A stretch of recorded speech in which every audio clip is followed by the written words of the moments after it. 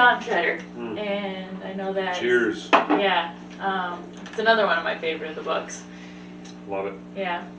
It's a great book. Jonas and I are reading it right now, slowly but surely, reading through it, and we are right now on the chapter with the duffel puds. So, of course, one of the best chapters in the book, I think. Yeah. It's quite a good one. So. Yeah. Yeah. I think my favorite would have to be the whole when Eustace is a dragon and then he's undragon, because that's just such a. The visuals are so amazing in them. Like, it's such a picture of the sin in our lives and how we can try to figure it out, and it's never going to work unless God comes along. God is the one who does the work. Yeah, exactly. Eustace, he gets himself embroiled in greed, really. But that's just one of many, many, many issues in his life. And, he turns into a dragon, which is such a good physical representation of the ugliness and the monstrosity that sin can grow into in our lives. So I think the picture of sin is really an effective one. Yeah, I know. This is another thing a line they cut out of the audio drama, which I don't think they should have, is that when Eustace is like recounting to Edmund about his being a dragon and stuff, he says, they talk about how it's like it was the skin that he had pulled off himself, it didn't hurt when he pulled it off himself. But when Aslan pulled it off, it said it was so deep, it went right into his heart, and it hurt so badly, and it was like a thicker, darker skin. And again, that's such a picture of we can just do the surface stuff, but the really deep heart change requires the Holy Spirit. Requires something way beyond ourselves. Yeah, absolutely. Eustace is such a simpering little punk. I mean, it's, of course, we've laughed about the opening line of this book forever. And it's one of the most brilliant in any kid's book or any book out there, There once was a boy, is that it? There's called Eustace Clarence Scrub. And he almost deserved it. He almost deserved it, So it's like, that must be like the worst name you can ever have. It's just, it's a tough one. And, spoken by a guy who never liked his own name. I don't know what this is. I feel like we touched on this before, but I don't know what this is with C.S. Lewis or with, most of my dad's family. A whole lot of people that I've talked to, they're just like, oh, I just hate my name, And I go, well, unless you have a truly dreadful name, and some people do. Yeah, I've heard some bad ones.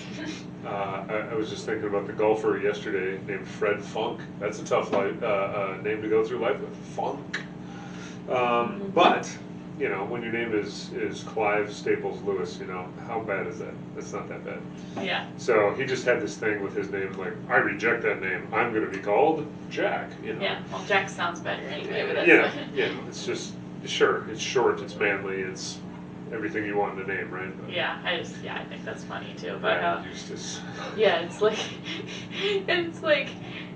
I don't know. Yeah, it's like I remember listening to this growing up, and my mom being like, it must have been a really, really awful name to have at that time or any time, because if he was such a bad person, he still didn't deserve that type of name. Right. I think the name Eustace to me sounds like the word useless, of course, and I've called him that before because he is so annoying.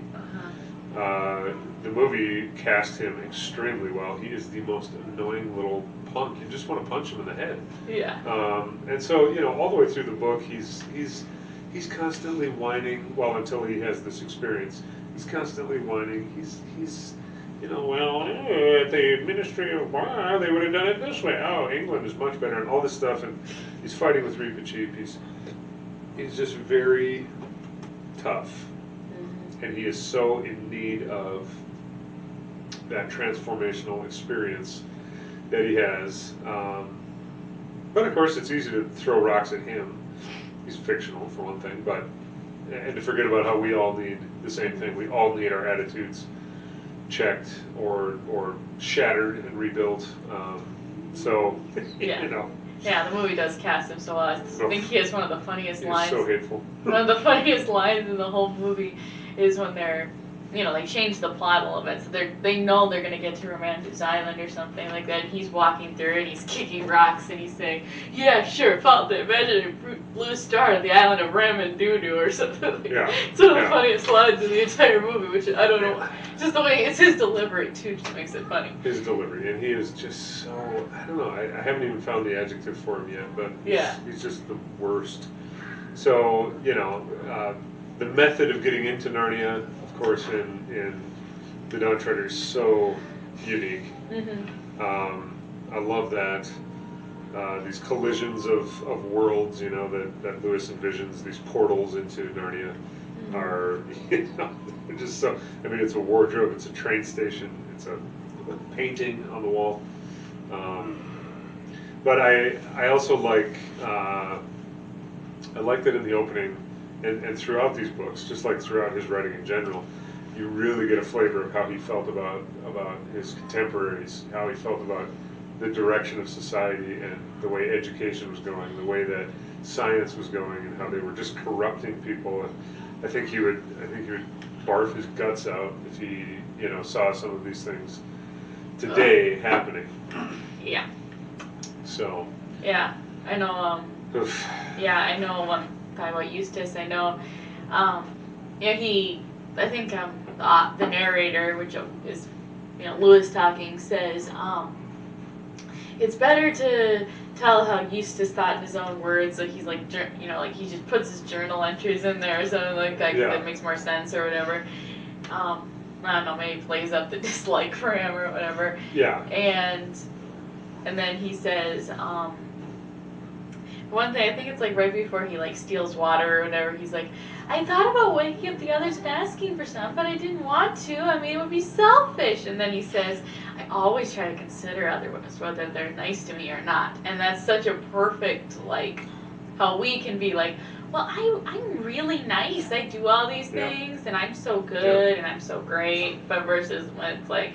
Isn't that how the enemy twists things? I mean, you know, here he is, there's a strict water ration for a reason, and he spins it in his own mind, like we all do for ourselves, casting ourselves as the, you know, ever the protagonist, and somebody else is, you know, Caspian is just so mean. And yeah, I was thinking of others, I didn't want to wake the others. No, you knew what you were doing was wrong, dork, you know? So don't try to pretend that you were being selfless by stealing water. But we do that so effectively in our own lives. We frame things so that whatever somebody else said or did is worse than it really was, and whatever we said or did is better than it really was. So yeah, it's just so... That's the human condition, man. It's just, I mean, and it is kind of comes out funny in the book. It's just, it also isn't, it's also just like, it's kind of one of those things where you're just supposed to go, oh, really, dude, whatever, you got issues, but it's funny. Yeah. And it's also, but it's also, it's kind of sobering, because it's like, oh, I do that too. Yeah. All the time. One thing, you know, you pick up reading Lewis's writing is that there's maybe a bit of a superiority complex, you know, that he had toward people like Eustace or like his parents, people who were into all these newfangled, you know, ideas and all this stuff, and he very much does a subtle but not so subtle job of belittling that whole thought process. And, you know, he probably comes through with some true colors of like, the way I think and do things is so much better, which, again, more or less the human condition. Yeah. We all struggle with that. We all have problems judging other people's, you know, intelligence or motives or whatever. Yeah, we definitely do. It can be easy just to, you know, what is it, the thorn in our own, no, excuse me, the splinter in our own eye while trying to take the sawdust, or I don't know what that means. Exactly. But yeah, we have a serious case of plank eye as human beings, so. Yeah. But that being said, you know, Lewis was editorializing on some things in British culture that really were wrong, moving, you know, culture very secular, moving into I don't know, places that science has no business being, places that education has no business being, and you know, we're only further down those roads now. Yeah. So he felt like he had to address some of that, and he did. We all have to address the cultural things in our day that are moving away from God. So. And if people think they can subtly indoctrinate kids with the wrong things, then I think people have the right to try to counteract that with the good things. Completely. I mean, I see that watching kids movies with my kids. They're seeing all this action, all this fun, all this banter, all this whatever. I'm hearing really sinister undertones sometimes in movies, you know. Yeah.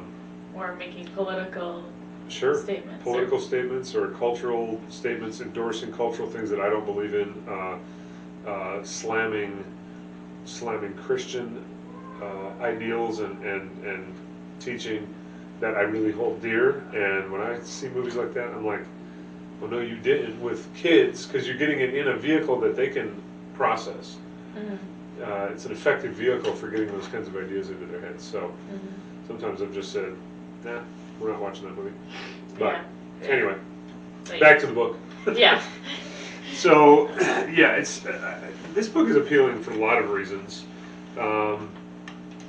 Maybe more than some of the others, although quite a few of them have this same flavor, but this one has such a flavor of the epic adventure, you know, throughout the whole thing. And yeah, an adventure on the high seas, which is not something I've ever experienced. And frankly, it's something Lewis never experienced. Yeah. Not really. Didn't do a lot of traveling in his life, so he just had an unbelievable imagination. And he wrote it in what, 3 weeks?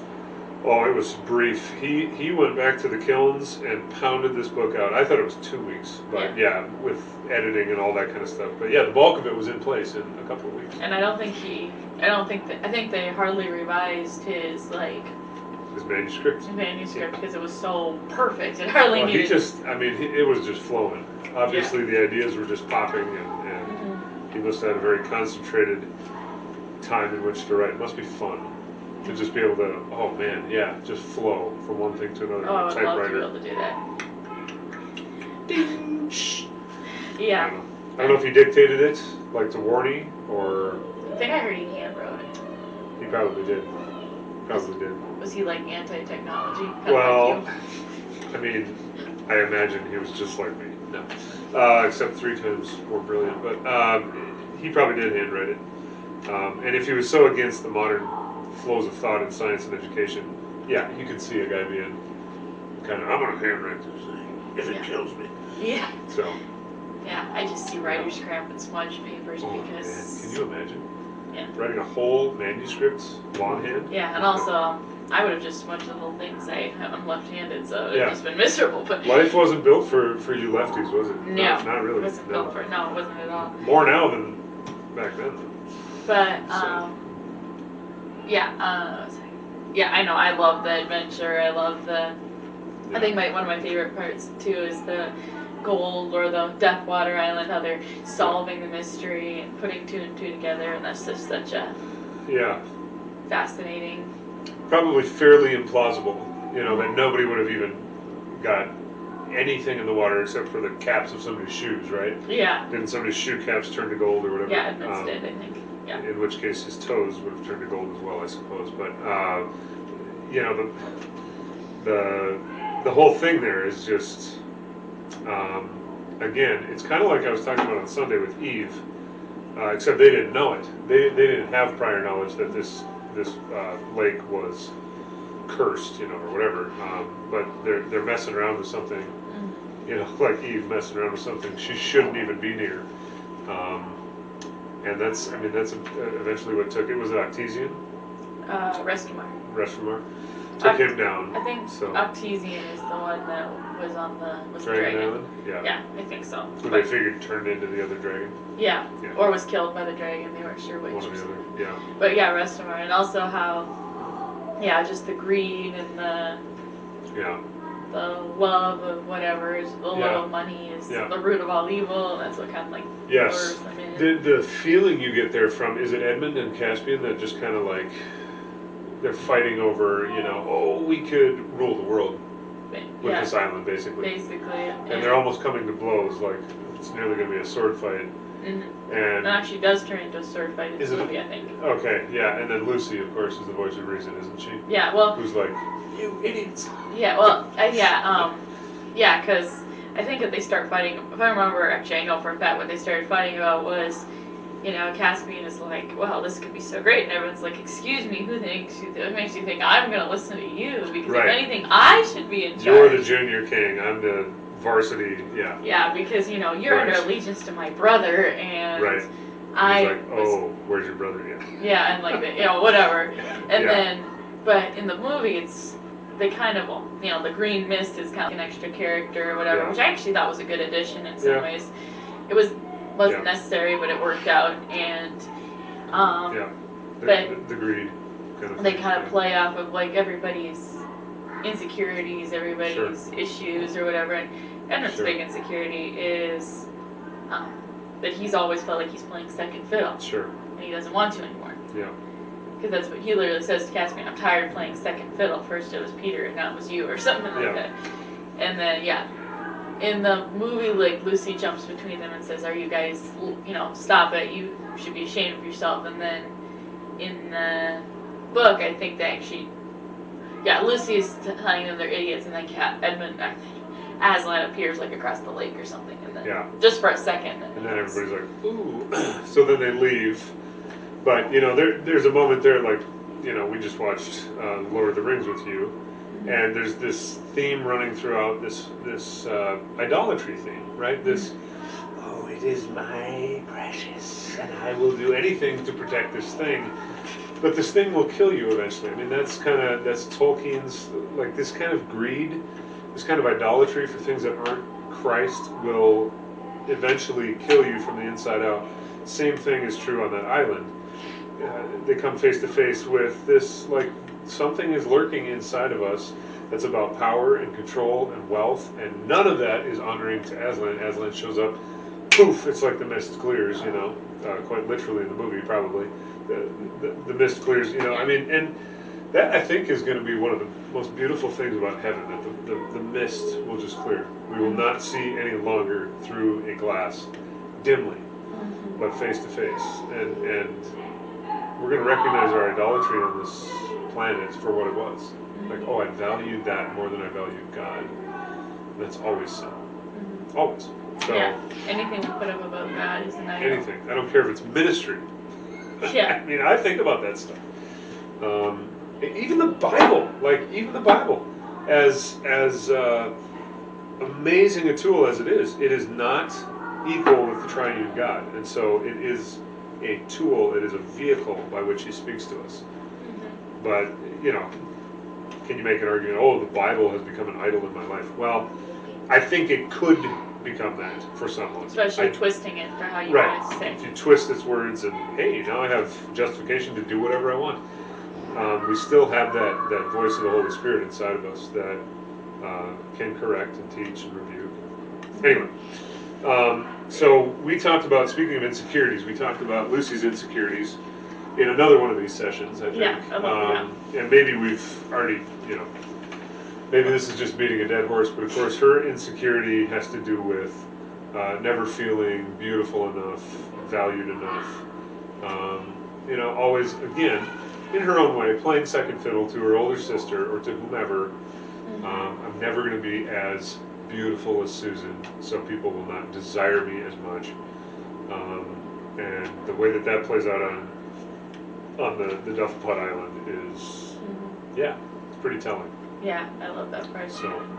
Yeah, and then, because in the book she doesn't actually say the spell, but then she falls into the temptation of what her friends think of her, and then she's like, that changes, you sometimes know too much, ignorance is bliss or whatever. Yes. And then in the movie she doesn't.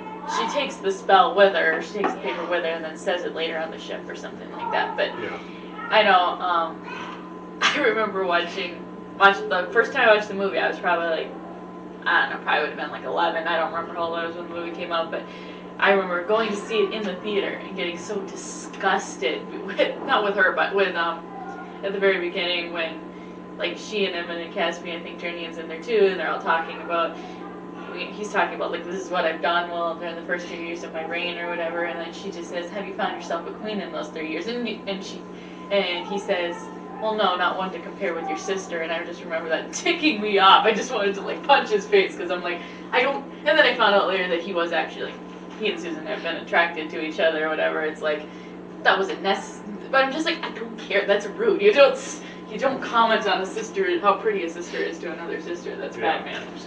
Yeah, so I just remember wanting to, like, it's tough dynamics. Like in my family growing up, there was only one girl, so there was none of that kind of thing. I would imagine in a family where there's lots of girls, oh boy. you know, you'd think of Little Women. Little Women. Like there's 4 girls. 2 of them are considered the beauties. You know, one of them is considered the brain, and one of them is considered the good one. Yeah. You know, so it's like they all have their thing. But I do think about this in families where there's multiple girls, sisters. That like she's the pretty one sort of attitude could do a lot of damage. A lot of damage. In the same way that, you know, brothers, I'm sure, jockey for who's the athletic one, who's the successful one, who's the, you know, the smart one. I don't know. You and your brother didn't do that? Oh yeah, totally. We arm wrestled over who was the strong one all the time. No, I think when you're growing up, when you're the older brother, you're developmentally ahead, you know. Mm-hmm. So I'm sure though for younger brothers, there's this thing like I never win anything, and that has to be really irritating, I would imagine. So you know, there's dynamics that you, as a kid, you just don't even pick up on, you know. Yeah. Or as an only child, yeah. You know, you don't have some of the sibling dynamics that these 4 would have in the books. Yeah. Which are always present anytime there's 2 or more in a family. Yeah. So. But it's just. Yeah. Yeah, but I love. But yeah. Yeah. So what do you think about the Dark Island? That's another. Yeah. I mean, the Dark Island where your worst nightmares come to fruition. I'm glad places like that don't exist. Although I think people can sort of handcraft them by their decisions. You know, and I don't know, the Lord Roop is there, is that right? And they save him from there, and he, yeah, I think once he's out of that nightmare, it sort of dissipates, right? But I don't know the lingering effect that would have on him. It seems like it kind of, they get to Ramondi's Island, and Caspian's like, well, we have to think about Lord Roop with whatever decision we make. He's a broken man, and he, right. And then Ramondu gives him a opportunity to sleep. An opportunity to sleep and recuperate. And I think, to me, that all sounds very much like Corrie ten Boom's vision of what life had to look like for some people after World War II. You have 2 groups that need massive restoration. One is the people that suffered, people like her and her family, and even worse than her. Some people suffered even worse than her, worse horrors of war and concentration camp life. Then there's the other side, the side of people that are broken completely inside, emotionally, spiritually, mentally, by being the oppressors. Her original vision was, I'm gonna have this huge house, this house for recovery and restoration of people's minds, broken spirits, broken minds, and we're gonna bring both of those groups together in this beautiful forgiveness. And she just said that just she discovered over time that just didn't work. It was too soon. It just didn't, you know, you couldn't have people in those stages of grief and anger. I mean, can you imagine the anger? Can't even imagine. That Jews and people that, like Corrie ten Boom, could have fallen into. But that's kind of what I see with Roop being kind of supernaturally sedated, if you will. Like, we're just going to let this, you know, they do that to people's bodies. Their body needs to recover. We're going to induce a coma. Roop kind of has a coma induced so that he can recover some of his emotional, mental, spiritual vigor. Well, I mean, I remember one time I had like a major anxiety attack and I didn't sleep very well, so I was just like, I don't feel good. I have to stay home it was like the next, so that day I like shuffled through the day, and then like that night I ended up I just ended up staying home from work the next day, and I slept. I'm like, oh my goodness, I just feel gobs better or something like that. It's just amazing how much sleep is an unbelievable restorative. Yeah. You know? And like Saturday, you were over. We watched that movie. Went to bed at like 2. Yeah. I got up at 7 or whatever for church, dragging the whole day. You know, and then that night I went to bed super early, and yesterday I just felt great. You know, it is such a restorative. It's powerful. Yeah. So sleep. We underestimate sleep. I'm saying this to you, Seth Johnson, in the future. We underestimate sleep catastrophically as a restorative for our spirit and soul and emotions. So anyway, not just our body. Yeah, but I love. Then we lean on this stuff. Yeah, there's so much about the Dark Island I know that I love too. About I love like Reap-Jeep is the one who's like, we have to go forward, we have to go in and into the fray, always with him. Yeah, I mean Reap-Jeep is one of my favorite characters. So he's great. He's great. Yeah. And then also how they're all starting to panic, and then Lucy again is the one who just says, Aslan, if you ever loved us at all, please help us. And then when they get through, well, one thing I've noticed, I was reading it through, or when I was reading through it or something, it says they all felt a little bit better even though their circumstances didn't change instantly, right? Because the light doesn't come instantly, I don't think. Yeah. Right. And then they felt, but they said, and I just think that's so beautiful because we can say, Jesus, please help me, or whatever, and he doesn't promise, like, boom, it's going to go away. Yeah. He certainly doesn't promise that, but he does promise that, you know, we might feel a little bit better, or we might feel a little measure of peace, or whatever. It's kind of right back to Shasta on the mountain in the fog, and does Aslan just go, you know, peace be still, fog dissipate, road straighten out, oh, there's the castle, you're only 200 meters from it, which is the case anyway, but, you know, he doesn't do that. He just walks beside him, he shelters him from the abyss, and he says, tell me your sorrows. And so, you know, again, it's not necessarily like, oh, they're the circumstances, just boom. You know, like Lewis would have loved for his own mother back in the day. He would have loved for God to step in and heal her, just like happens in The Magician's Nephew, but it doesn't happen. But he learns, obviously, over life that sometimes it doesn't happen, but there's Aslan beside you anyway, and he always was. And he always will be. Yeah. You know, and he will be the one, you know, flying above the ship, speaking courage to the crew, even or in the midst of trouble. Specifically to Lucy, right? Right. Yeah. When she calls out on him, he's never going to just abandon us, right? That's a major theme in these books. Yeah, and then I love, you know, they come out into the daylight. Lord Roop is like, I don't know what he even says. He just says like, never take me back there, never take me back there. And then he looks and it's gone, and he's like, I can't believe it, you destroyed it.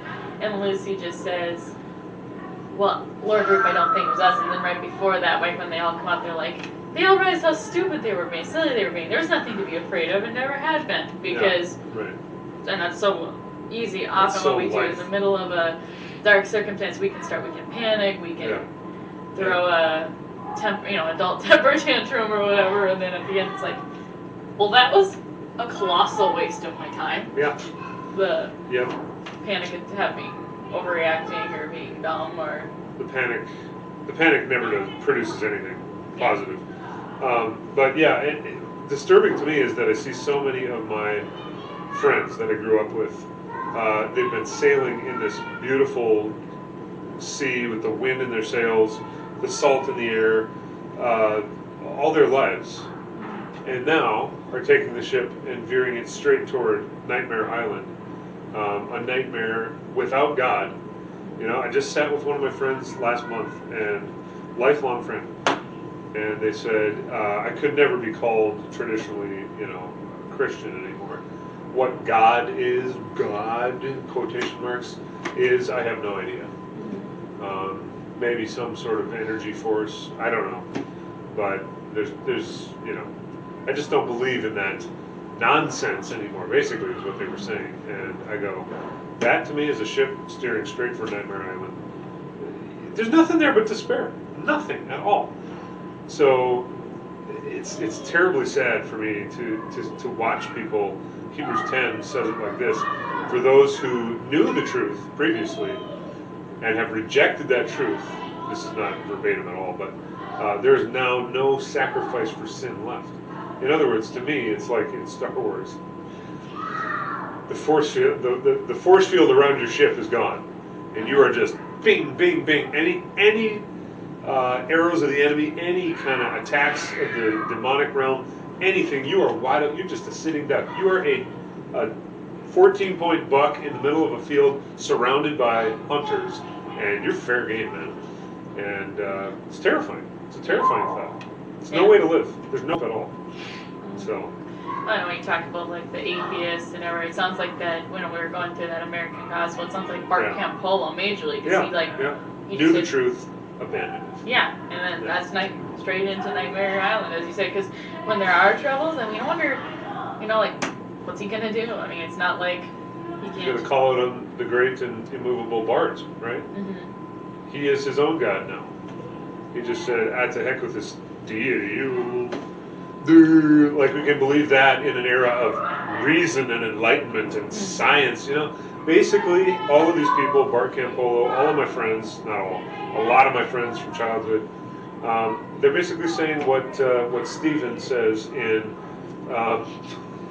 that great theological movie, Nacho Libre. He's like, aren't you a believer or whatever? And Stephen is like, I believe in science. That's how Jack Black's character is. It's the other character, his partner, and there's nothing wrong with believing in science to an extent. I believe science reveals God. Yeah. I believe science over and over again in the cosmos, in the body, in the process of birth, in so many millions of ways, in stars, in how things operate, in the fine-tuning of the universe. It all reveals God. But other people, they say, no, it doesn't reveal God. It just reveals stuff. Yeah. It just reveals what is. And we are discovering day by day what is. Yeah, it's idolatry. Yeah. Doggone you. Now I'm thinking of, when you talked about Nacho Libre, and all I can hear in my head is, I like toast, or something, whatever he said. Doggone you. This is some really good toast. But what is it?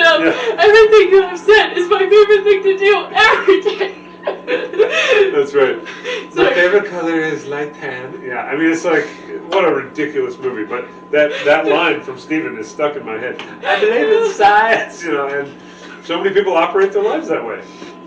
Noah and the Ark. Ooh, that doesn't jive with my idea of how stuff works. Yeah. God forming man out of dust. Ooh. Yeah, what does it say? How much? I remember a conversation I heard or something like that where it said, well, how much do you think you know of all there is to know in the world? Like, of all the knowledge? And he's like, well, 5%. And he's like, well, the other 95%, you don't think that there's a chance that God exists in that 95%? Yeah, but the arrogance bred into some of this stuff. The unbelievable hubris that the enemy comes and says, like, you are the end-all in the universe, your knowledge, your acquisition of knowledge. Hey, you're on camera. Come here. Ooh. Say hi to the camera. We're talking about the Voyage of the Dawn Treader. What's your favorite part of that story? Do you remember it? It's the one where they go on the boat to the end of the world. The eastern end of the world, right? Reepicheep goes up to Aslan's country. What are your thoughts on that? Yeah, I know that part of the book. That part of the BBC movie is awful, but the part of the book, that part of the, I don't know, would always get to me or whatever. But the movie, the book always would never fail to get to me. Or the audio drama. I remember. I remember one time my mom and I were actually coming here to do choir practice or something, and we were listening to it on the way, and I was like, this is so bad, I'm gonna walk in all emotional because this part always gets to me. And I love how the water becomes sweet, and then also how like just the stuff how he talks about like how they began to feel different as they were getting further along. It's kind of like they're getting. It's like the outer courts of heaven or whatever. Yeah, to me it's kind of like a... Sorry, you were finished. I was just gonna say, and then also when Reepicheep going is such a... Just the way he describes it, it's like you can almost like picture it in your head, and then... Yeah. And how Reepicheep throws his sword away, one of his most precious possessions too. Yeah. I love that. And then also when they meet Aslan in the form of a lamb, and they're talking about, they're having this conversation about it or whatever, and then he says the line that I will always, always, always say whenever anyone says, oh no, it wasn't intentional, this representation wasn't intentional, is when he says, in your world, I have another name. You must learn to know me by that name. Mm-hmm. That's the very reason why you were brought to Narnia, so that by knowing me here for a little, you may know me better there. It's like, how is that not a... Can I have a cookie from the kitchen? Mm-hmm. How is that not saying that he's, he is Jesus, or he's representing Jesus? Mm-hmm. And every time you bring up this argument, I'm like, who are these people? Yeah. These people are just daft. Yeah, people who like to... If anybody is out there, if anybody out there is trying to make that argument, it's just... Why even entertain the conversation? It's so pointless. Yeah, it's people who want to... who A, want to be annoying, and B, want to justify that it's okay to, that is... Well, it's generally people who don't agree with the argument that, oh, Narnia and Harry Potter are completely different. They want to argue with that. And they say, well, and people are like, well, no, he didn't intend there to be representation, so how is it any different? It's like, it's different, just trust me. I don't even think, to me, reading through these books, as an atheist, or maybe not even an atheist, agnostic, whatever, why would you even like them?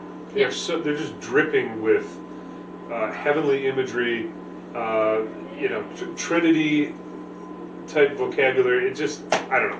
Yeah. So anyway, but back to Reepicheep, to me it's kind of like Enoch walked with God and then he was no more, or Elijah going up in the chariots of fire. Here you have a character who doesn't actually die, just gets the privilege extended to him, maybe because of his faithful service or whatever, and just flat out desire.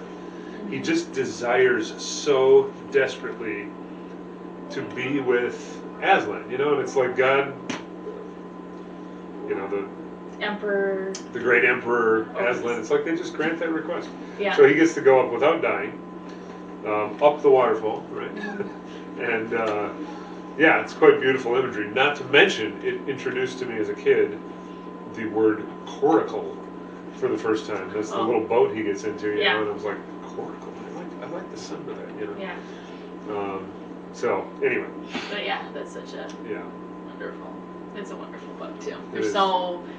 I don't think there's any, well, except for the last battle, I don't think there's any of the books they actively dislike, but I just think this one is pretty high up on the scale.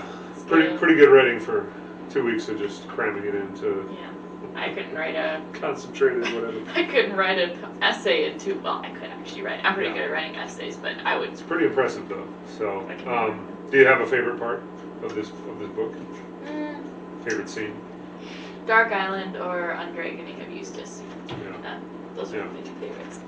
It's pretty good stuff. What about you? So, I don't know. There are so many great parts. I do like the Dufflepud interactions, just goofy. I love the we should go down to the beach and get between them and the ships, and then all of his little sycophantic, oh, you couldn't have said a better chief, nobody's made a better plan, all that kind of just kissing up stuff. It's quite hilarious. I don't know what he's really getting at. I feel like he's really getting at something. Maybe there was a certain politician when he was writing this book that everybody else was like, oh, you're just so wonderful. It's just... what is it, the line that I heard on a TV show? So, how's it up there in his butt? Lonely?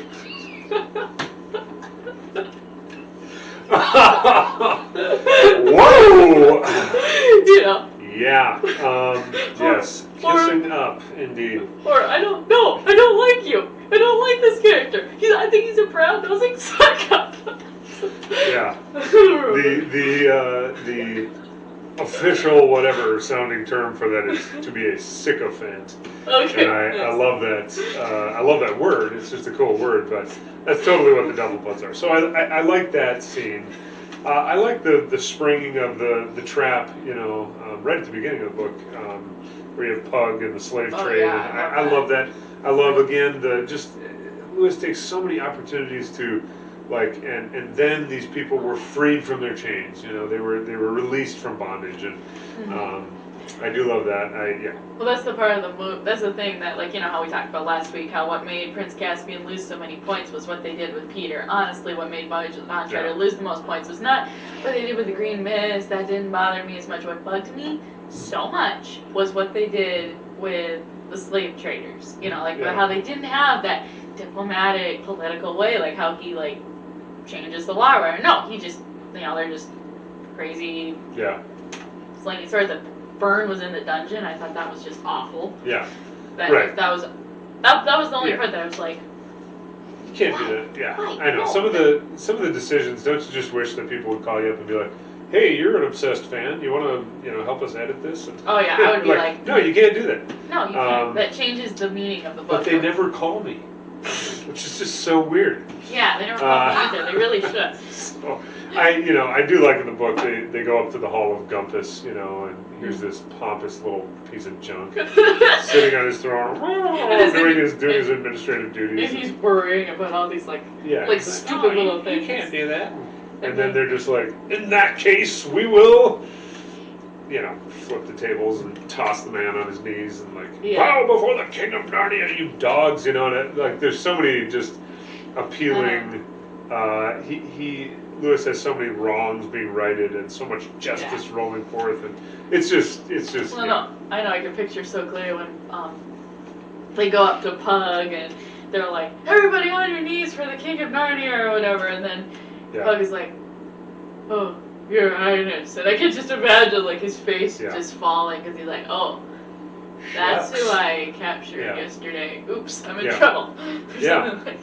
But, you know, I mean, it's also a good spiritual corollary. Like, if you're out there just operating on your own, you know, way outside the purview, nobody knows what you're doing. That's kind of the feel of the Lone Islands. That's the Lone Islands, right? Yeah. They're literally called the Lone Islands. Yeah, like they are way out there. There's no accountability. The government is corrupt. And so sin is allowed to just thrive. Big surprise. You know, I think of the big wide world of the Lone Islands called the Internet, and how if you're operating in some corner of the Internet that you shouldn't be in, outside of the view of anybody around you, you have no accountability. What do you expect to happen? You're gonna make bad decisions. You're gonna get yourself enslaved to sin. This is literally the slave trade is going on in the Lone Islands, even though this is completely illegal. So it's just not good. It's not a good setup. Yeah. So I don't know. I don't know if I have a favorite. I do like the island where Eustace gets his comeuppance and recognizes who he is for the first time, bows his knee in allegiance to Aslan. That might be my favorite. Just the meaning there is so rich. So, yeah. But anyway, yeah. It's a great book. Yeah. It's a wonderful story, well written, full of great imagery. Again, I say it. You know, all the armor and swords and battles and ships and salt in the air, and it's very appealing to the 12-year-old adventurous boy in me. You know. Yeah. So it appeals to the 12-year-old adventurous girl in me. Exactly. So it works out. There you go. It works out. But I mean, I love water, so it works out really well. Yeah, and you know, traveling the world, you get some of this. You get some of these flavors. You know, I remember driving cross country in the north of Cyprus and coming to the ruins of this castle, the castle of Kantara. It's right here, up here somewhere. No, it's right there. And just like standing on these ruins and looking out over, you know, the island of Cyprus on one side and the Mediterranean on the other, and thinking, man. I didn't think then, but in conjunction with this conversation, I think, man, it's like we arrived here in the middle of nowhere by ship, kind of like the characters in this book, and are, you know, rediscovering things that have been long forgotten. So yeah, it's awesome. Yeah, it's got some very cool flavors to it. But anyway, all right, good place to stop. Yep. Silver chair.